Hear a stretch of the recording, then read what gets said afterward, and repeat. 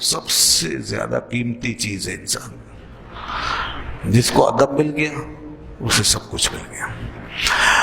اب جیسے مولانا روم رحمۃ اللہ علیہ فرماتے ہیں, یہ تو حضرت مولانا جامی کا شعر تھا.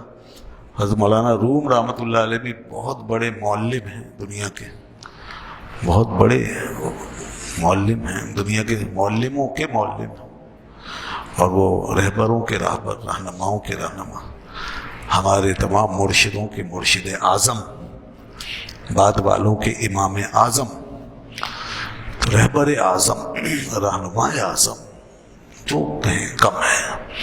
وہ فرماتے ہیں کہ از خدا خواہیم توفیق ادب, از خدا خواہیم توفیق ادب, بے ادب محروم ماند از فضل رب.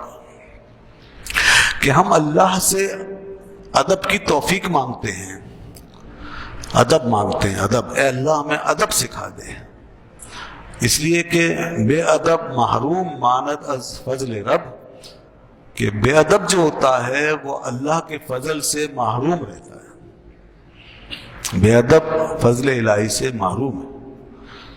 انہوں نے فرمایا تھا ادب تاجست از فضل الہی, کہ ادب ہے ہی فضل الہی کا تاج. اور ادھر مولانا روم رحمۃ اللہ علیہ فرما رہے ہیں کہ بے ادب اللہ کے فضل سے محروم.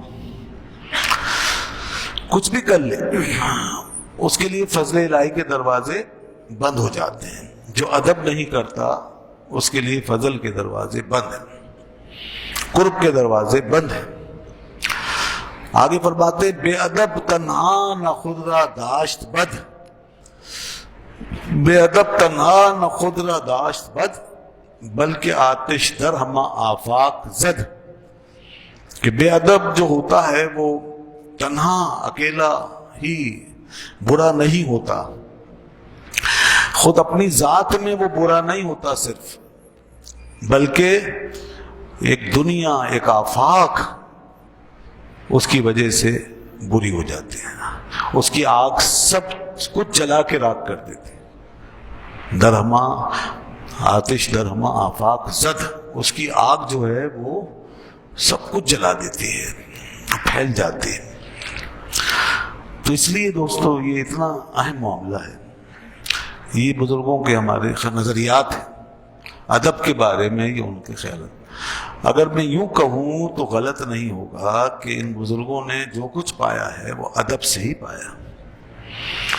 ادب ان کی زندگی میں ان کے جسم پر ایسا چھایا رہتا تھا, ان کے وجود پر, بلکہ کہیے وجود پر, جسم تو صرف ظاہری ہوتا ہے نا, ان کے وجود پر اس طرح چھایا رہتا تھا جیسے ان کا اپنا قلب و باطن ہمیشہ ان کے ساتھ قائم ہوتا تھا. اسی طرح ادب اور احترام کا سلسلہ بھی ان کے ساتھ ہمیشہ چمٹا رہتا تھا. جس طرح انسان کی آنکھ سے نظر دور نہیں ہوتی, اسی طرح ان کے وجود سے ادب دور نہیں ہوتا. وہ دیکھتے تھے تو ادب تھا, وہ سنتے تھے تو ادب تھا, وہ بیٹھتے تھے تو ادب تھا, کسی سے مخاطب ہوتے تھے تو ادب تھا, ہر چیز میں ادب تھا ان کے. تو ادب کیا چیز ہوتی ہے؟ ادب ایک وجود ہی ہے, پورا ایک کل ہے.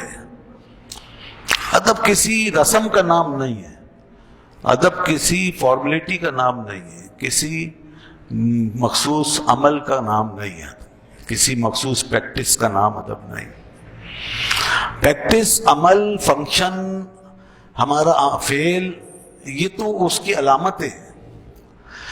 ادب جو شروع ہوتا ہے وہ انسان کے اندر سے شروع ہوتا ہے, اس کے باطن سے. ادب ایک مزاج کا نام ہے, ایک ٹوٹلٹی ہے, ایک مزاج ہے. انسان کی سوچ, فکر, خیال, یہ سب کچھ ادب میں ڈھلتا ہے تو پھر اس سے ادب کا اظہار ہوتا. ادب کے لیے کچھ اور چیزیں بھی ضروری ہیں, جیسے حیا. حیا داری ادب کے لیے لازم ملزوم کی حیثیت رکھتی ہے. اگر شرم و حیا ہے تو ادب ہوگا, اور شرم و حیا نہیں ہے تو ادب بھی نہیں ہوگا. جی ہاں, حیا یہ بھی ایک وصف ہے انسان کے لیے. تو اب یہی وجہ ہے کہ جتنے بے حیا ہوتے ہیں وہ ادب سے عاری ہوتے ہیں.